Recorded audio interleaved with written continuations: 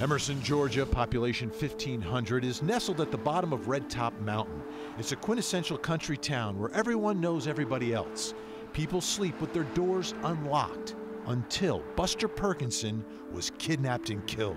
That Saturday, which was January 16th, Herbert Perkinson, better some people know him as Buster, him and some associates had traveled to Middle Georgia to attend a gambling event.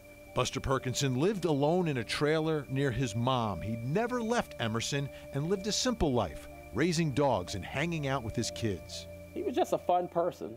There's nobody you're going to talk to in Emerson who won't give you a crazy Buster story. When Buster returned home that January night, Emerson changed forever. As they are exiting the vehicle, before they're able to exit the vehicle, two gunmen come out from behind his shed. Buster and his friends were jumped. The passengers that were in the vehicle with Buster, I know they take off and hide. Buster and the two gunmen jump into a vehicle that's kind of parked across the street.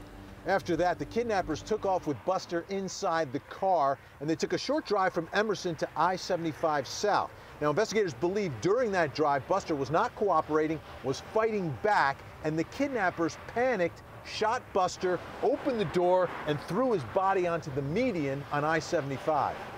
And they discarded him like trash on the road. That's the thing about it, just like if you throw a McDonald's sack out the window.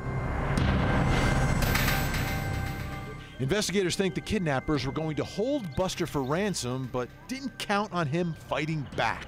The two suspects probably was familiar with someone that knew Buster. To know where he lives, someone have to point you into that direction, into how to get to his residence. Buster's family and the small town of Emerson have been changed forever. I don't think they have no idea the hurt that we're going through, because closing of a casket does not bring closure to the family.